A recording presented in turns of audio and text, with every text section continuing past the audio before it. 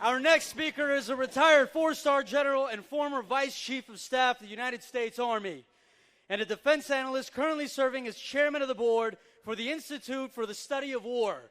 Please help me welcome General Jack Keane.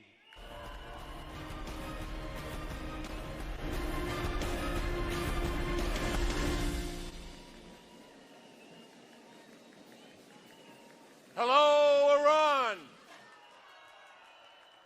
Hello, the Iranian people. And my fellow Americans.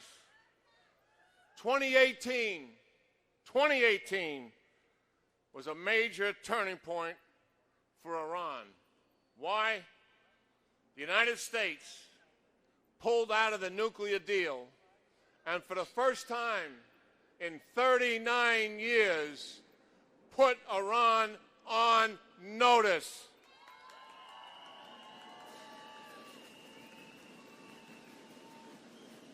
Iran, your malign and aggressive behavior in the Middle East region is now going to be held accountable.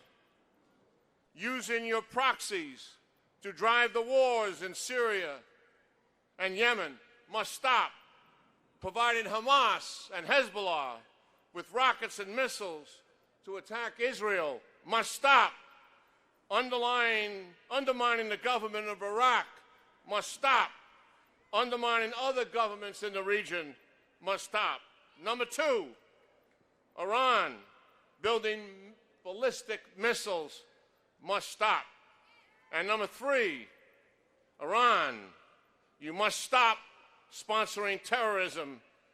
And Iran, you cannot enrich uranium and develop a path to a nuclear weapon.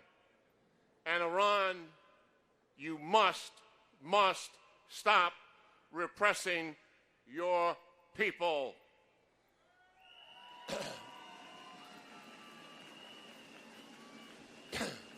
As such, the United States, from this building behind us, has imposed the toughest sanctions in 39 years, denying Iran access to the dollar-dominated financial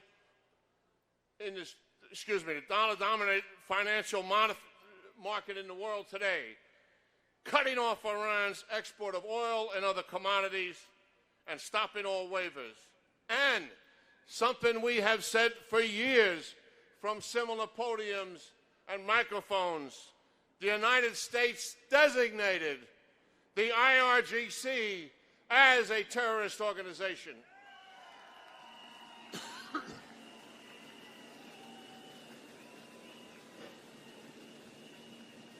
What has happened? Iran's economy is in recession. It has contracted 6%. The currency has significantly devalued. Unemployment is skyrocketing. As you know, there are food shortages and power outages, and there's growing civil unrest. And the Iranian people are correctly blaming Iran, not the United States. The maximum pressure campaign is working. Iran is choking on the sanctions. Iran's recent provocations tell the story, disrupting the oil flow in the Persian Gulf and the Gulf of Oman, attacking Saudi Arabia pipeline and its airport, and attacking a U.S. drone just recently. These provocations have two purposes. One, to leverage the international community to pressure the United States to remove the sanctions. Two, to convince the countries in the region that the United States cannot protect them. Both of those will fail. The United States will not back down. To those who say the United States is provoking this crisis, you don't know the facts. It is Iran who blew up 2 U.S. embassies in Lebanon and Kuwait, killing hundreds.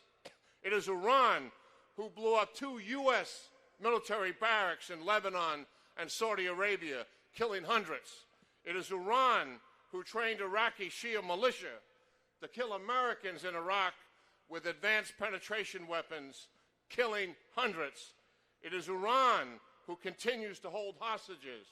It is Iran who runs and funds the Syrian and Yemen civil wars, causing hundreds of thousands of deaths and a human catastrophe.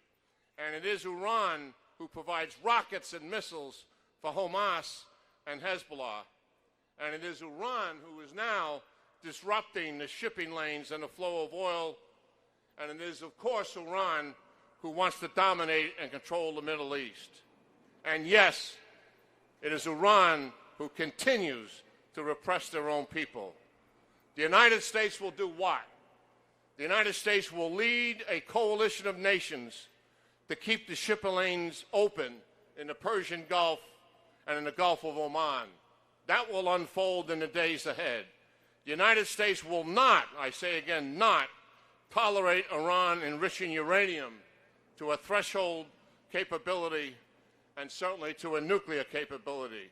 This will be a red line for the United States. The United States will not ease off on sanctions till Iran changes. There has never been a time when an American president has been so committed to fundamental change in Iran.